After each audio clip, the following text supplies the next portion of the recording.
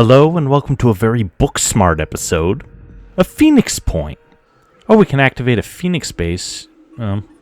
We haven't found one yet, but there probably will be one somewhere. Let's disable hints for that. Okay, we have about 10 days to embark on the undefendable mission. Let's see what we can do with recruits. We can recruit Herman Roy. Wait, how could you be both reckless and cautious? That seems rather odd, don't you think? The nice thing about Herman, though, is that he has bonus accuracy, which is kind of counteracted by his recklessness, and bonus damage kind of zeroes itself out, so we'll go with him. Although I could be mistaken on that point. 299 food? Yeah, that'll work. Should we bring on Knut James? Not now, we don't have enough food. Well, although maybe we can get some. Yeah, we might have to go to the Disciples of Anu and see if we can trade with them. 2 tech for 12 food? We'll have to hold off on that. It seems like it's too much of an ask. Let's head back to base. Let's see what we can do with Herman Roy. That haircut has got to go. Yeah, that seems better. And we'll name him Tex House.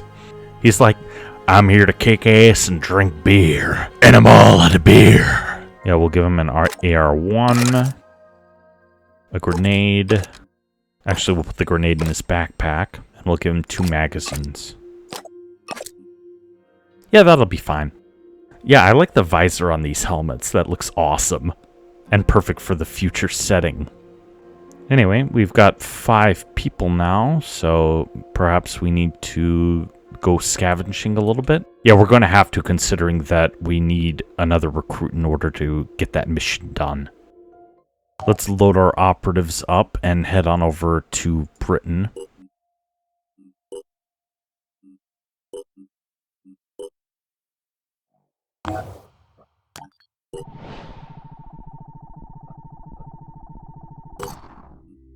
Let's explore whatever this site is. Oh, it's a new Jericho base. Okay, what about over here? Research complete. Wait, what? The Arthrons can have a melted gun and an organic grenade launcher? Yikes.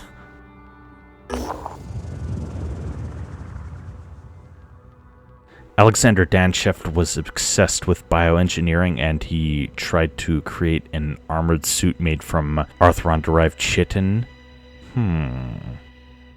Yep, he fled the Phoenix Project with valuable lab equipment, so we're gonna probably have to get that back. He wanted to create an expedition to a Pandoran mutation center in his dreams. Yeah, we probably should decipher those files. Okay, the Catacombs of Despair has been added to the geoscape. I don't know where that is, but oh, it's over here. We'll wait for that because we probably don't have the resources for it. Let's head on over to Eastern Europe.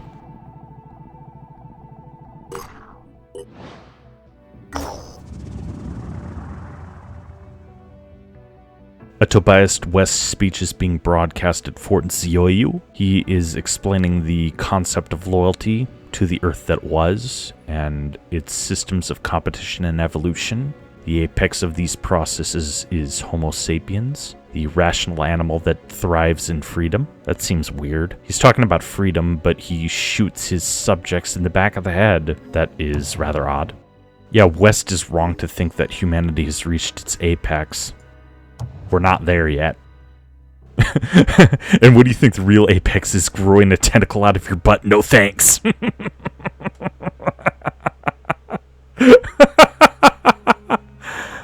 Oh, but yeah, humanity does have further to go, even in our own time. Yeah, I didn't think that this could be that funny, considering. Anyway, let's explore around here and return to base.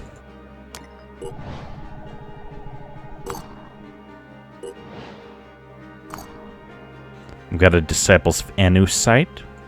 Let's move to Turkey and see what's going on there.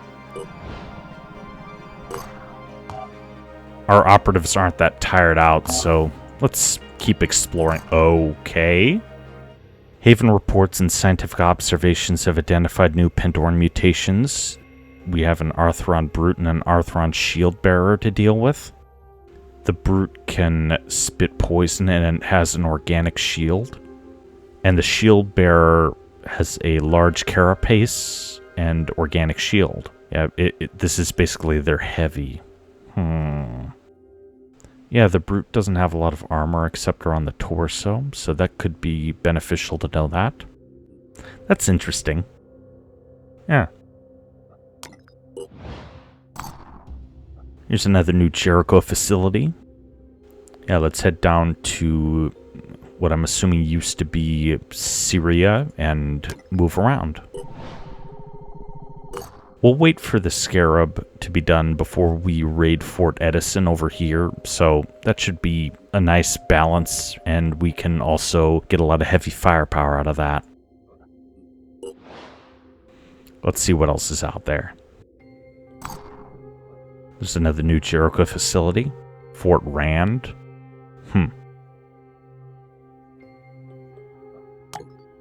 Research complete. Okay.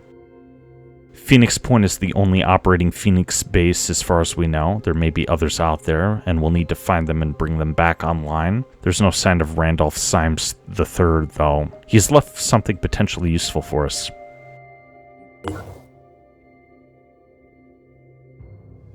Randolph Symes was the last leader of the Phoenix Project. His great-grandfather had been there when it was founded, and he was there to witness its end. When we took back Phoenix Point, we found his notes.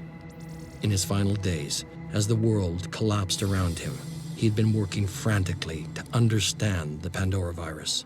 Somewhere in the complicated history of the project, in decades of missions and investigations, there had to be an answer. His notes were damaged, too many of the files corrupted. But perhaps, if we could retrace his steps, we could figure out where his journey had taken him and what the answers he had discovered would mean for us. Yeah, what did happen to Dr. Symes? There appears to be a private retreat owned by the Symes family, and it was used as a place of meditation and research.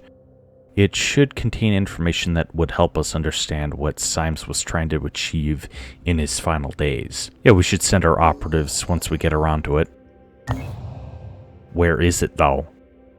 Okay, there's a possibility that the Phoenix Point bases around the world could be infested, so we'll have to send a squad to clear them out, eventually. If we can find one, that is. Oh, there is one down here. Oh, and there's one in Southern Africa. One in West Africa as well. There's one in Canada, one in Mexico. I'm surprised that there isn't one in the United States. And there's one in South America as well. Yeah, there are plenty of strategic options available to us, but we need to figure out what to do with them. And we don't have the construction materials to activate a base yet. Let's go exploring.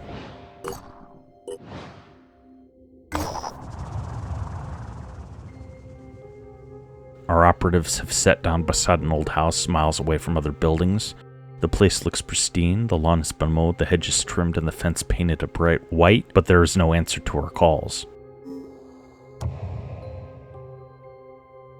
There's a family sitting in wooden chairs in the dining room. They're all dead. They look like they expired only hours before our people got here. There's not a mark on any of them, so they probably poisoned themselves.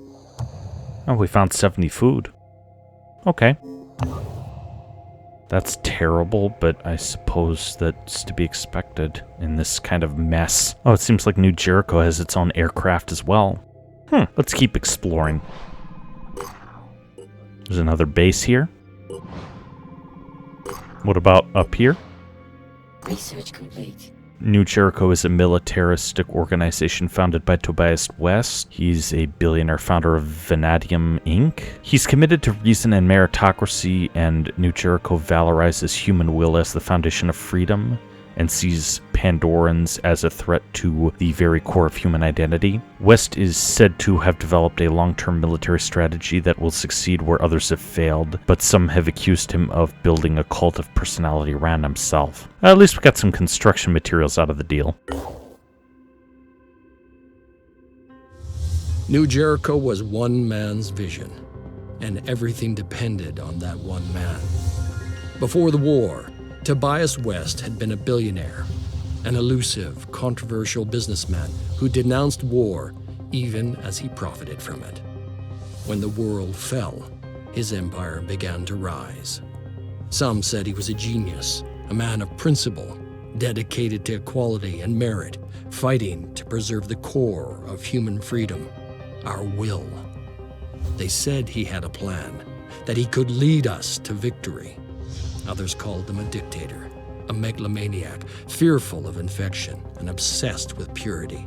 They said he was willing to do anything to win, no matter the cost. The Phoenix Project needed allies. New Jericho could help us turn the tide, but it all depended on one man. Yeah, should we go for that one man? I don't know. Anyway, let's finish up this exploration scan.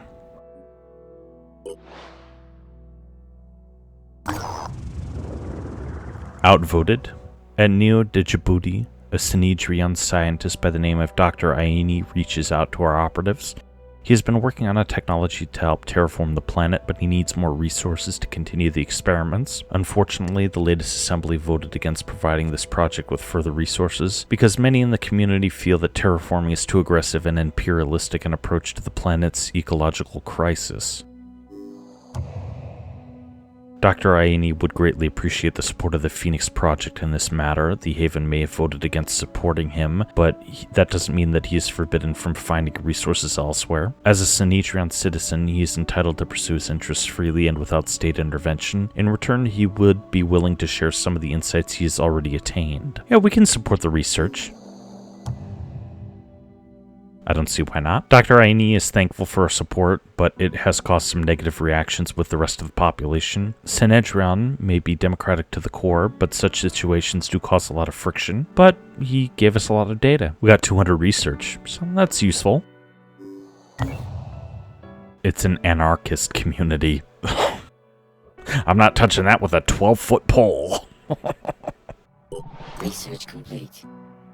We got 150 tech out of researching Sanhedrin. It's an amalgamation of social ecology, anarcho-syndicalism, and similar belief systems. It is radically democratic and egalitarian, and decisions are made via public assembly. Certain prominent individuals do exist, and two streams of thought have begun to crystallize. They are looking at the polyphonic tendency, who believe that the origin of humanity's dysfunctional relationship with the environment lies in hierarchies of dominance, and the terraformers, who believe in putting humans first and are less opposed to the idea of leadership. The current official goal of Sanhedrin is finding a way of coexisting with the new ecosystem, but that goal is being challenged from within. Sanhedrin was built on a dream, a world without hierarchies, without leaders, where human beings could embrace the potential of technology without its destructive side effects. The radicals of the old world had been proven right. The status quo could not sustain itself. But what now? What was the next step? Some argued for coexistence with the Pandoran ecosystem, hoping for a peaceful solution. Others advocated putting humanity before nature and claiming the planet for themselves. Trusting in the safety of their havens, the people of Sanhedrin argued about the best way forward. But the Pandora virus had little interest in their arguments, and its power was still growing. Research complete.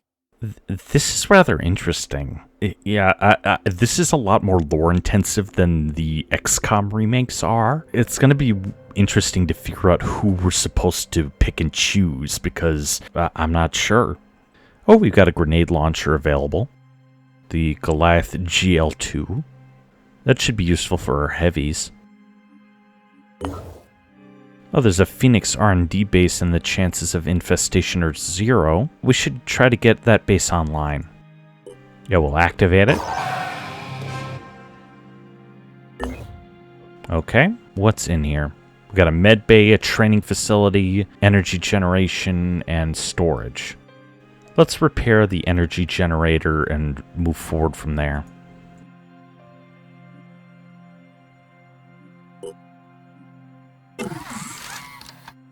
And we'll continue to build up this base as resources permit. Let's move our way up here and try to get around this region.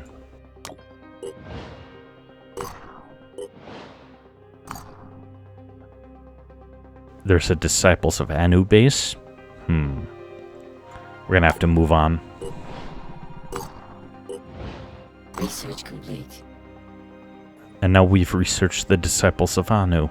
It's a syncretic religion, and it has been formed out of several previous cults by a messianic figure known only as the Exalted. She created a unified belief system built around her visions of Anu, the dead god. It's strictly hierarchical, and access to the Exalted is reserved only for the faithful. The most faithful, I should say. If we seek out an alliance with her, we would first have to gain the approval of her servants, and yeah, that's going to be kind of hard to do. But we got some food out of it.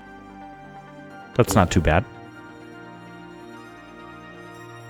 The Disciples of Anu were a mystery.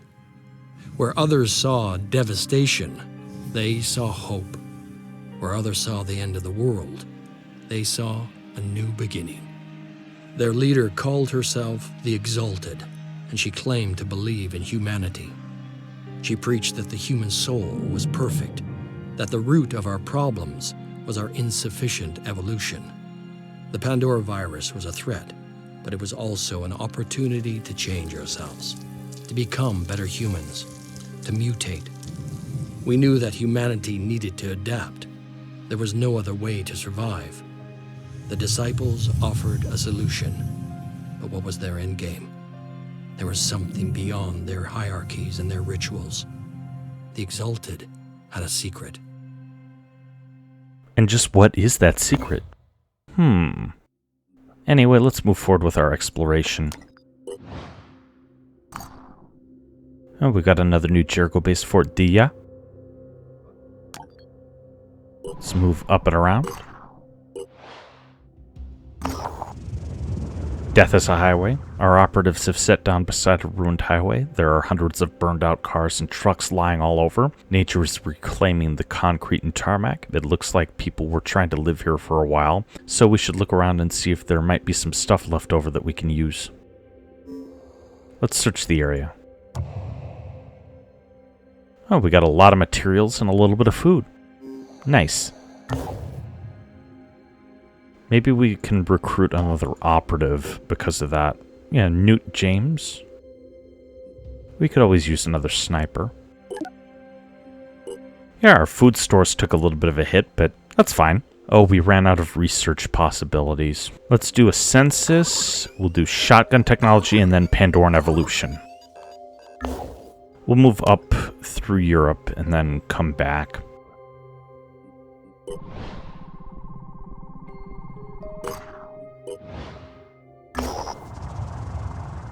No hostile forces have been detected, and there are probably some resources that we can find here.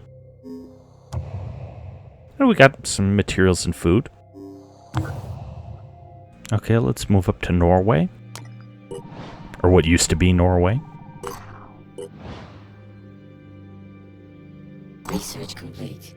Okay, we've got a census going in. We've also calculated the survival threshold for human reproduction once the Pandoran threat is eliminated. If the population falls below it, then humanity will not survive in the long term. So we have to keep people alive as much as possible. Let's continue exploring. We found a beacon. Our operatives have approached the source of the signal. It's an old emergency searchlight, and it's all that's left of some kind of camp out in the middle of nowhere. There's blackened bones and bodies everywhere, and it looks like there was one hell of a fight years ago. Let's search the area. Okay, we found some materials and some food. Not bad. Okay, let's head back down to Africa and see what we can find, at least in the northern Sahara. Oh, the energy generator at Phoenix R&D 4 is back online. Let's repair the training facility. We've got enough to do that. Maybe we should construct a barracks as well. That'll increase the amount of operatives that we can deploy.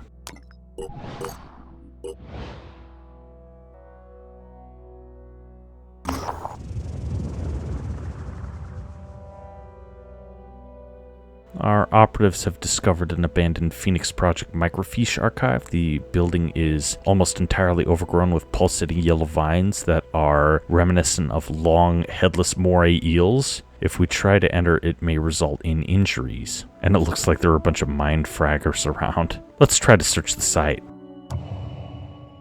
Most of the microfiches are a part of an archive documenting unsolved mysteries created on the orders of Administrator Irina Semyonova. Semyonova was forced to quit her job after an intense conflict with the KGB in 1968, and the archive was never completed. The site languished until it was shut down by Administrator Fred Halleck in 1991. The mysteries documented here may represent older isolated outbreaks of the Pandora virus and are invaluable to our scientists. So we got a ton of resources out of that, but our soldiers have suffered some damage, so we're going to have to head on home.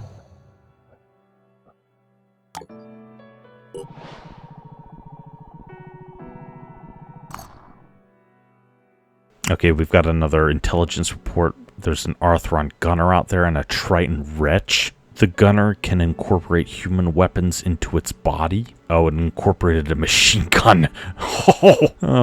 At least it's weaker. The Triton wretch, it's a subspecies with chameleon-like skin that allows it to vanish on the battlefield. And it can use human-made pistols. Uh-oh. Oh, and it can hide itself in a cloud of mist. And we're gonna have to head home. Research complete. Oh, we got some shotgun technology. That's useful. We're going to have to outfit Newt James soon. Let's give him a Firebird and a magazine or two. And a set of armor. We'll give him a pistol as well. And a magazine. For now, let's get our operatives back to Phoenix Point. We'll transfer them to Phoenix Point. I wish that there was a way to get them all off the Manicore at once, but that might be something for a future update. Oh well. Anyway, we'll leave it off there. I hope you enjoyed this episode of Phoenix Point. You stay frosty, and I'll see you next time.